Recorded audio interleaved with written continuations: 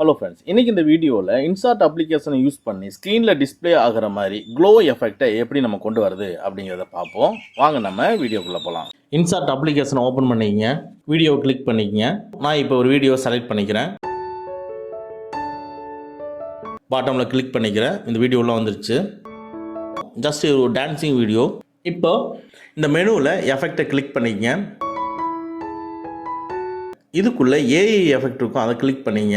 இதில் க்ளோவை கிளிக் பண்ணிக்கங்க. இதில் பாருங்கள், க்ளோயிங் எஃபெக்ட் நிறையா இருக்கும். ஸோ டான்ஸ் ஆடும்பொழுது இந்த எஃபெக்டை கொடுத்தீங்கன்னா இன்னும் பார்க்குறதுக்கு ரொம்ப நல்லாயிருக்கும், ஸ்டைலிஷாகவும் இருக்கும். ஸோ பாருங்கள், இப்போ நான் ஒரு ஸ்டைலை அப்படி இது பண்ணுறேன். இதே மாதிரி ஒரு 2-3 ஸ்டைலை நம்ம செலக்ட் பண்ணிக்கிறோம்.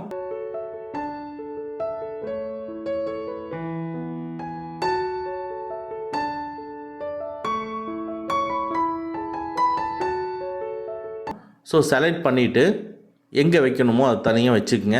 இங்கே ஸ்க்ரீனில் டிஸ்பிளே ஆகிற மாதிரி ஒவ்வொரு எஃபெக்ட்டும் நீங்கள் செலக்ட் பண்ணி யூஸ் பண்ணி பாருங்கள். எந்த எஃபெக்ட் வேணுமோ யூஸ் பண்ணிக்கங்க. அதே மாதிரி டாப் எஃபெக்ட்டுக்கு மேலே பார்த்தீங்கன்னா கலர் இருக்குது, அந்த கலரை நீங்கள் சேஞ்ச் பண்ணிங்கன்னா அந்த எஃபெக்டோட கலரும் சேஞ்ச் ஆகும். அதையும் பார்த்துக்குங்க. பார்த்து இதை மாற்றிட்டு